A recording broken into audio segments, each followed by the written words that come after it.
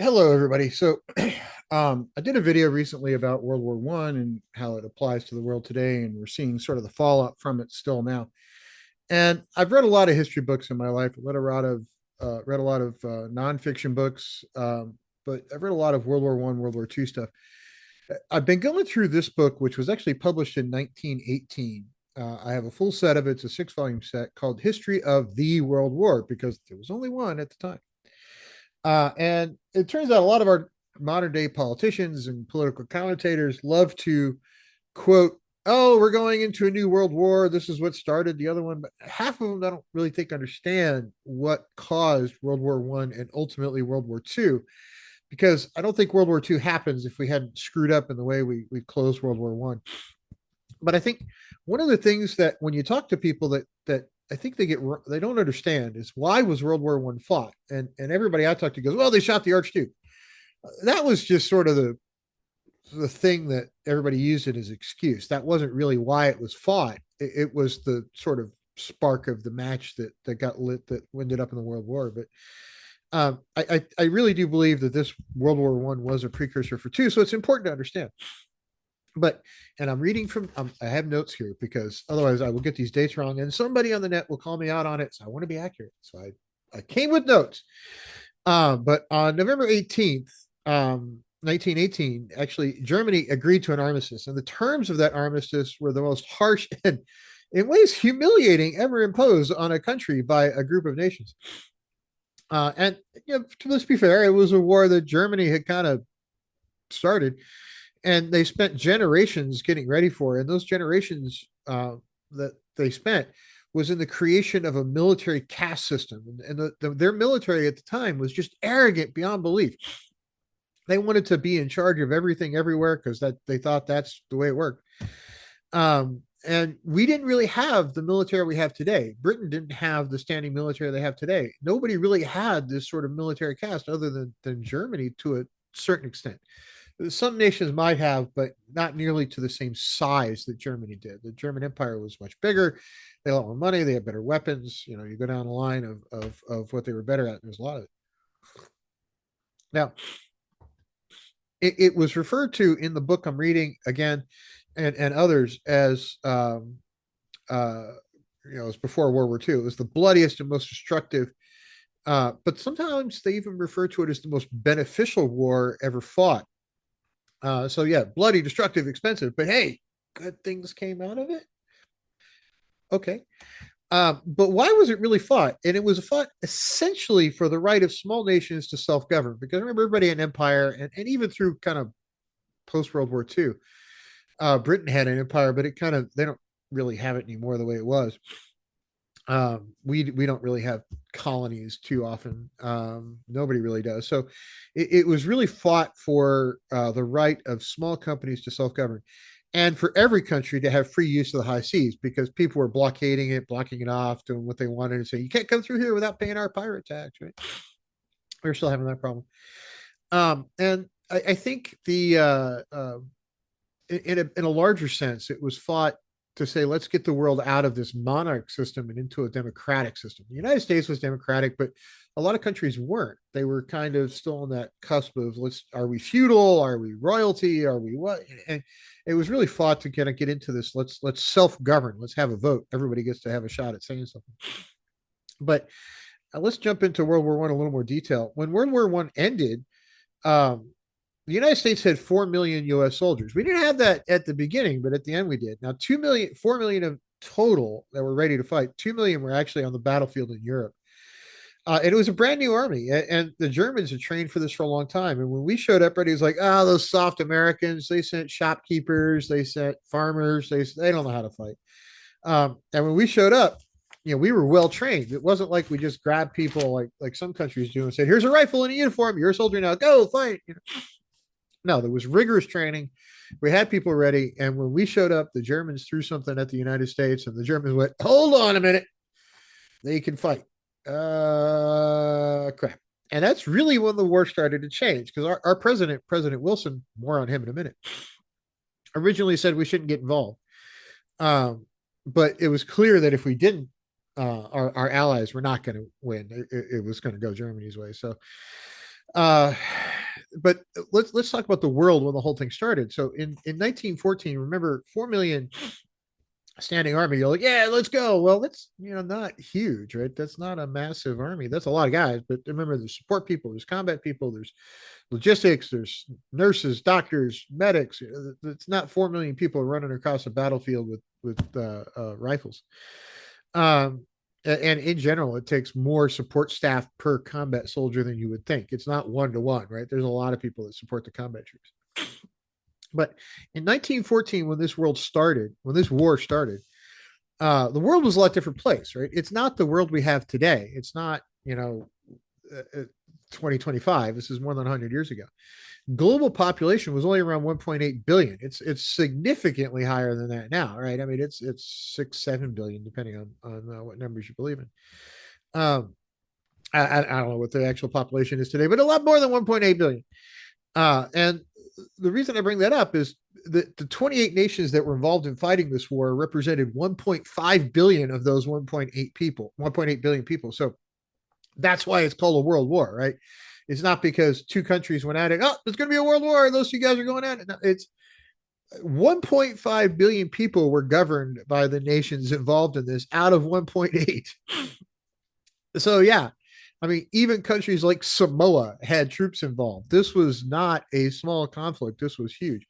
Marshal Foch, whose name I'm probably mispronouncing, was actually an overall commander of the Allied forces. He commanded people of all races: Asian, white, African, black. It didn't matter. If you came under his command, and nobody really cared to the same extent that you would think. It was a battle to win. He was in charge of it all. Now, President Wilson, and this is one of the things I find interesting, is if you look at how this war was fought and how most wars have to be fought, is you need to have a country, especially if you're a democracy, that's unified in the belief that we should be involved, right? Presidents in this country generally don't do things they think are going to be unpopular, so they actually try to gain that popularity and make the system so that everybody is unified and behind it. If you think about uh, Gulf War One, when the first George Bush was president, he really did have everybody behind it. If you think about when the war on terror started after 9/11, we were pretty unified. When it ended, it was a whole different story. But Woodrow Wilson, got 2 million people to Europe to go fight. And remember, this was at a time when you couldn't just put them on an airplane and fly, right? Airplanes weren't really a thing to the same extent they are now. You kind of had some biplanes and propeller planes, but you couldn't like, hey, let's go put 400 guys on a transport troop, right? You had to build ships to get guys there, and we did. We built a lot of them. So ship that was really the only option. But then you had to fight German boats to get there. I mean, it was a mess to try to get troops into that battlefield. And he did it by unifying. He did it by bringing people together. He didn't do it by coming out and going, "I'm the president and I said so." That's it. End of statement. No, you're stupid if you don't agree with me, and whatever. He did it by unifying, not barking orders. And one of the things that uh, I came across was a speech he gave to as part of that unification process, and it's an important speech, and it's not terribly long by modern standards. Some presidents now can go on for hours about what they had for breakfast. This guy was a completely different story. That's Woodrow Wilson. He gave a speech that's all of a page and a half in a not that large book. So this is what he said. This is part of it. So these then are the things we must do and do well, besides fighting, the things without which mere fighting would be fruitless. We must supply abundant food for ourselves and for our armies and our seamen, not only, but also for a large part of the nations with whom we have now made common cause, in whose support and by whose side we shall be fighting. So what he's saying is, hey, we got to go feed a bunch of soldiers in Europe because they're all trying to fight for freedom, and they don't have any food. We must supply ships by the hundreds out of our shipyards to carry to the other side of the seas, submarines or no submarines. So Germans had some submarines at the time that were knocking out shipping all over. They weren't advanced submarines by today's standard, but for the time, man, it was a scary thing. So he was like, "Hey, we're going to build ships, and some of them are going to sink, but we got to do it anyway." Abundant material out of our fields and our mines and our factories, which not only to clothe and equip our own forces on land and sea, but to clothe and support our people for whom the gallant fellows under arms can no longer work. So I work in a factory. I do things. You buy the clothes that come out of my factory. Now I'm building stuff for somebody else. We got to really up our output here, is what he's saying. To help clothe and equip the armies for which we are cooperating in Europe, to keep the looms and manufactories, what that is, language has changed in 100 years. They're in raw material. So coal to keep fires going in ships at sea and in the furnaces of hundreds of factories across the sea. Steel out of which to make arms and ammunition both here and there. Rails for worn out railway back of the fighting fronts. Remember, you can't ship it by truck because 18 wheelers didn't exist, right? You didn't have the interstate highway system. It all goes by rail. Yeah, trucks, but not to the same level we do today. Locomotives and rolling stock to take the place of those every day going to pieces, so worn out or blown up, is what he's saying.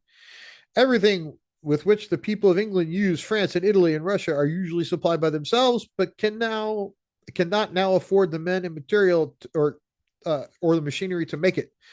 I particularly appeal to the farmers of the South to plant abundant foodstuffs as well as cotton. They can show their patriotism in no better or more convincing way than to resist the great temptation at the present price of certain material, certain growth crops, and plant more food, helping upon a large scale to feed the nation and the peoples everywhere with whom we are fighting for the liberties and for our very own. The variety of their crops will be the visible measure of their comprehension of their national duty. So he gave speeches like this. That's a much longer speech, but that's sort of like he's like, "Hey guys, I need your help. We can't win this without you, right? It's horrible." And he did it to try to unify the country. And unification is a big thing when you're fighting a war this big.